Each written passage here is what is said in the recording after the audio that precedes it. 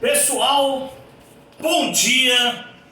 Hoje, quinta-feira, a 15ª semana de aula virtual para vocês alunos do curso Aprovação Pré-Vestibular de Vitória da Conquista.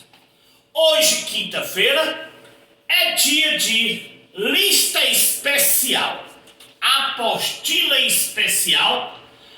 Tempos atrás, fechamos a apostila especial número 1, que foi tudo sobre revisão de ginásio. 184 questões resolvidas, dividido em 36 assuntos distintos. Estamos na apostila especial 2, postada no grupo de vocês alunos do curso Aprovação.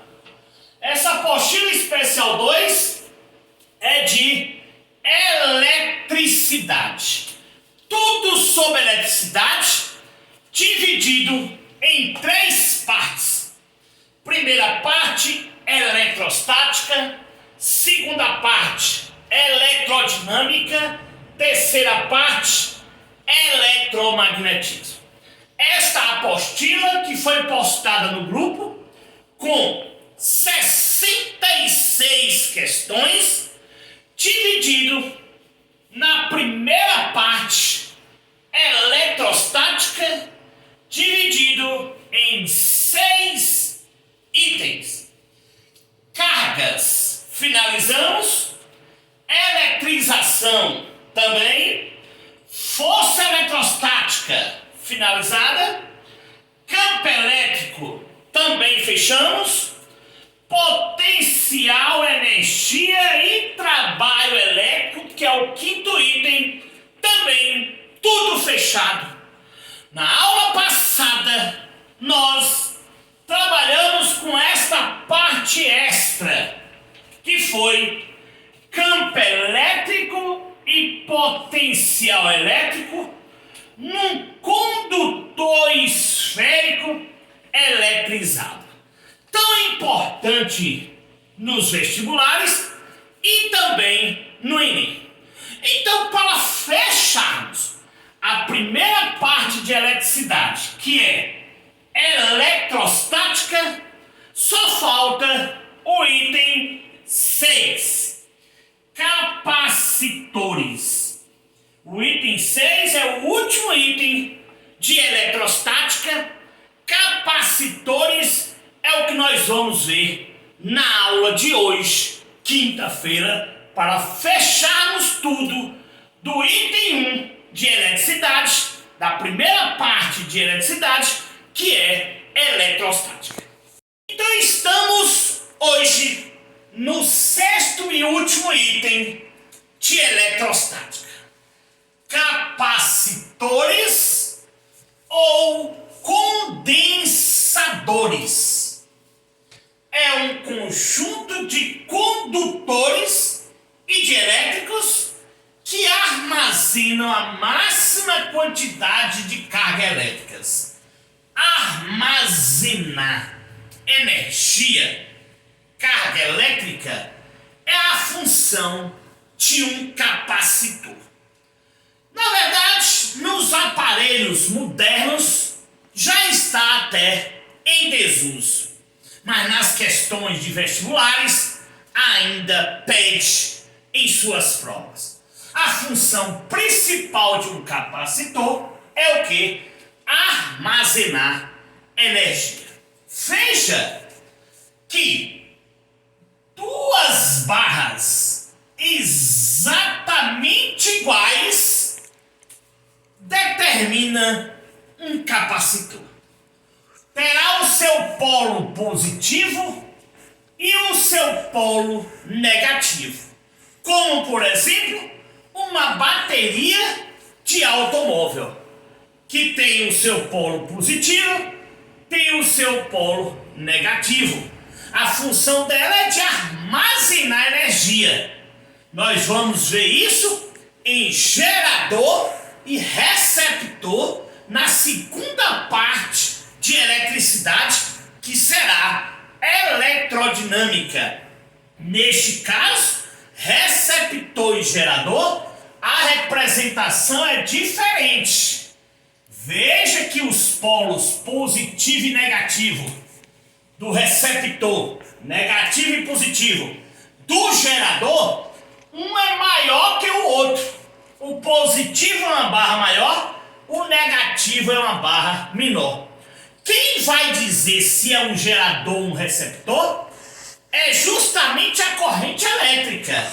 Veja neste caso que se a corrente elétrica entrar primeiro na placa, no polo menor, que é o negativo, nós estamos falando de um gerador. Se a corrente elétrica entrar deste lado, da placa maior, do polo positivo, entendemos que é um receptor. Isso nós vamos ver em eletrodinâmica. Para não confundir, veja que o capacitor, as duas placas dos polos são justamente o quê? Iguais. As duas placas dos polos positivo e negativo são sempre o quê? Iguais. Veja aqui a representação que nós já mostramos. Veja que eu tenho um terminal A, um terminal B. Nesse fio condutor, tem aqui a representação de um capacitor. Veja que as suas placas são exatamente iguais. Aqui vai passar, claro, a corrente elétrica e entre esses terminais, no seu capacitor, nós vamos ter a DTP, ou seja, a tensão, volts, DDP, ou potencial elétrico. U, tensão, DDP em volts. V, potencial elétrico em volts, que aqui corresponde. Então, logo de cara, qual vai ser a capacidade deste capacitor em volts? Carga sobre U, que é DDP, ou carga sobre V, que é potencial elétrico, que corresponde a DDP. Então, essa fórmula nós já trabalhamos anteriormente, quando eu dei capacitância, potencial elétrico de uma esfera eletrostática. A energia potencial deste capacitor seria Q vezes U sobre 2, C vezes U ao quadrado sobre 2. Formulazinha muito cobrada nas questões. Na associação, ou seja, mais de um capacitor, ela pode ter aqui na letra B a associação em série, ou aqui na letra C a associação em paralelo. Na letra B é que nós temos a representação de uma associação em série. Veja que o capacitor 1 tem os dois terminais, as duas placas iguais. O 2, então é muito fácil entender a representação de um capacitor. Entre os terminais A e B, nesse fio condutor, foram aplicados 3 capacitores iguais. Veja que neste caso vai passar por esse fio condutor uma corrente elétrica. Passando a corrente elétrica, vai produzir carga, tensão ou DTP e, claro, o capacitor equivalente. Aqui o aluno tem que ter cuidado na hora do cálculo e na hora de questões objetivas. Então vamos anotar com muito cuidado. Na associação em série, as cargas são iguais. A carga total que entra nesse terminal A vai ser igual à carga do capacitor 1, a carga do capacitor 2, a carga do capacitor 3 e assim sucessivamente. Isso em série. Já DDP, ou seja, o em volts, A DDP total que entra nesse terminal A é a soma de cada DDP de cada capacitor. Cada capacitor em série tem a sua DDP. Ó, DDP 1, DDP 2, DDP 3. Então é um somatório de DDP. Se aqui tem 2 volts, 5 volts e 3 volts, veja que as DDPs são diferentes. Somando, a DDP total dessa associação seria de 10 volts. Então, o que precisa é ficar atento que as cargas são iguais, não somamos, são iguais, já as DDPs são diferentes e você soma para encontrar a DDP total da associação. Mais importante ainda é aqui. Eu tenho o capacitor 1, 2 e 3, com valores diferentes. Quem vai ser a associação em série? O inverso, ou seja, a soma dos inversos dos capacitores. 1 sobre C equivalente é igual a 1 sobre C1, 1 sobre C2, mais 1 sobre C3. Então devemos ter cuidado com calcular esta associação de capacitor em série. Vamos agora para a associação em paralelo. Veja que é diferente a representação em série para a representação em paralelo. Aqui nós temos uma representação em paralelo. Veja que neste caso, a DDP agora que será igual. Olha as questões objetivas da apostila. Em série, a DDP são diferentes. Você tem que somar para encontrar a tensão total da associação. Já aqui não. Cada capacitor desse terá a mesma DDP porque está em série. O que é diferente aqui são as cargas. Veja que entre este em série e este em paralelo tem uma inversão. Enquanto a carga aqui são iguais, lá as cargas são diferentes. Você tem que somar para encontrar a carga total. Enquanto a DDP aqui são diferentes, você tem que somar para encontrar a DDP total. Lá as DDP são o quê? Iguais. Então vamos ficar muito atentos nisso. Já a capacitância equivalente, aqui é a soma dos inversos. Em paralelo, é a soma comum de cada capacitor. Então este resumo tem que estar na ponta da língua para que você possa resolver as questões. Pessoal, para facilitar em algumas questões sobre capacitores, associação em série.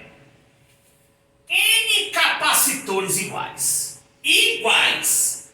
N quer dizer quantidade infinita de capacitores. Pode ser 2, 3, 4, 5, 10, 100, 200.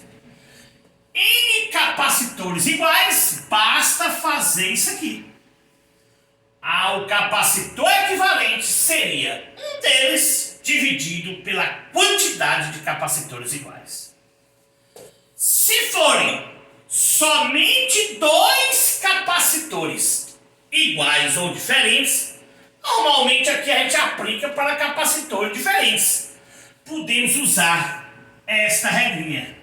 C equivalente é igual a C1 vezes C2 sobre C1 mais C2. Isto para 2 capacitores associados em série. Facilita na hora das questões. E também, claro, em questões objetivas, principalmente nas provas da Consultec, o ESB e o NEM.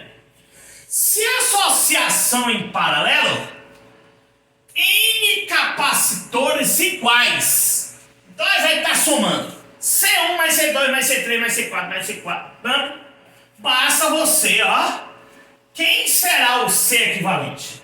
N vezes um C só. Quem é N? O número de capacitores. Se tiver 100 capacitores, 100 vezes o valor de um deles. Então isso aqui facilita em algumas questões. Pessoal, vamos agora falar uma parte interessante de capacitores, muito cobrado nos vestibulares, também no Enem. Questão objetiva e, claro, questão de cálculo. É o capacitor plano. Veja a representação de um capacitor plano. Aqui nós temos uma placa em cima, outra embaixo, com sinais de carga contrárias, positiva e negativa sempre. Veja que aqui nós temos uma figura plana em forma de retângulo, onde a sua área seria base vezes a altura em metros quadrados. A base seria aqui e a altura aqui, sem problema algum. Agora, nas questões, aqui poderia ser, por exemplo, um triângulo, base vezes a altura sobre 2, um triângulo equilátero, onde todos os seus lados são iguais. Poderia ser também, se quisesse, um quadrado onde todos os seus lados são iguais. Poderia, é o quadrado. Poderia ser um círculo, né? A preferencial para capacitor plano é o retângulo. Figura plana, retângulo.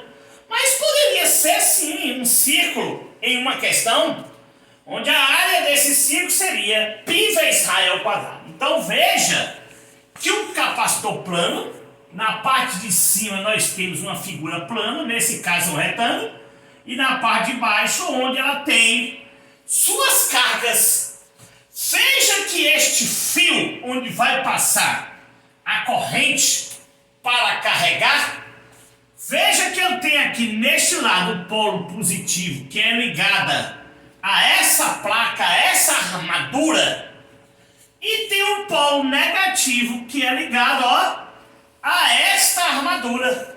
Neste caso aqui, a corrente vai circular por aí. Aqui nós teríamos a sua capacitância, a sua capacidade de armazenamento, que eu vou mostrar logo a seguir. Capacitor plano é um capacitor cujas armaduras são planas. Então essa parte aqui, conhecida como armadura, são planas. Pode ser um retângulo, um triângulo, um quadrado, um círculo, sem problema nenhum. Iguais, isso quer dizer que aqui não pode ser um retângulo e aqui um quadrado. Então não é normal ter um capacitor plano desse jeito. Então elas são paralelas entre si, são iguais e figuras planas. Isto tudo pode ser questão objetiva. Entre as armaduras existe um dielétrico. O que é o dielétrico? É o que está entre essas duas armaduras. A armadura positiva e a armadura negativa. Aqui é que fica o dielétrico.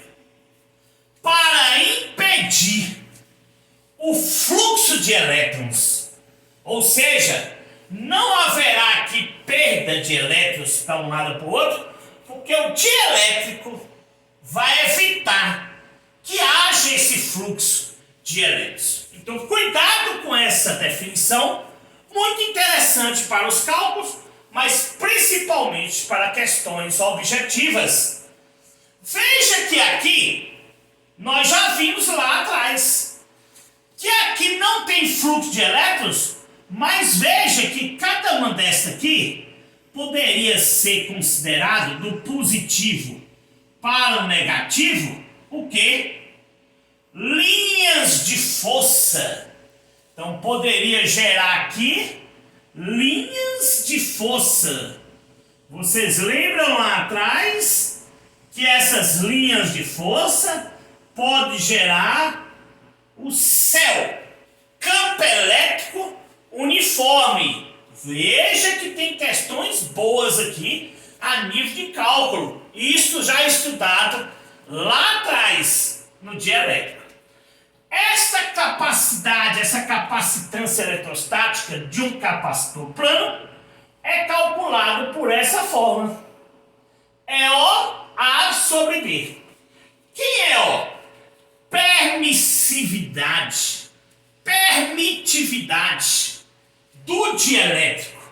O que quer dizer isso? Cada substância que for posta aqui entre essas duas armaduras, se vindo de isolante, ou seja, não permitir fluxo de elétrons, cada substância que tiver aqui vai ser um dielétrico diferente. Então, por exemplo, se você não colocar nada, quem vai ser o dielétrico? O próprio ar, ou seja, o vácuo. Na maioria das questões, considera que o dielétrico de um capacitor plano é o próprio ar. Se ele disser que é um líquido tal, é um óleo tal, é uma substância tal, ele vai ter que lhe dar o valor do E. Se não, subentende que ele está falando do dielétrico, o ar. Se for o ar, está aqui o resultado, o valor dessa permissividade, da permitividade. 8,8 vezes 10 elevado a menos 12 Faraday por metro. Então fica atento. Se não tiver quem é o dielétrico, você vai considerar que esse dielétrico é o quê? O ar, é o vácuo. E aí o valor do E aqui dessa forma será este valor. Se tiver na questão, ótimo. Se não tiver, você vai ter que calcular.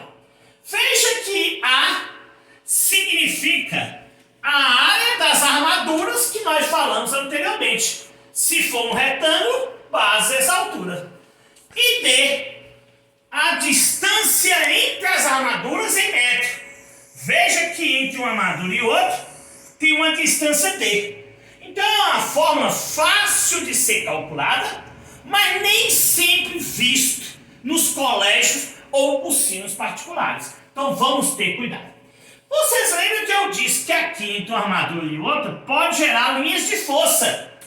Essas linhas de força geraria o seu campo elétrico uniforme.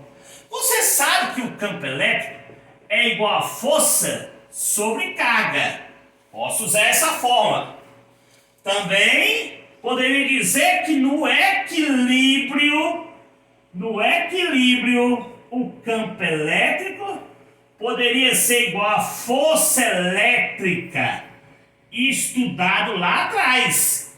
Campo elétrico igual a força elétrica, que pode ser substituído pelo peso, que é igual a massa vezes gravidade. Então, questões interessantes podem sair dali. Mas não podemos deixar de verificar aqui.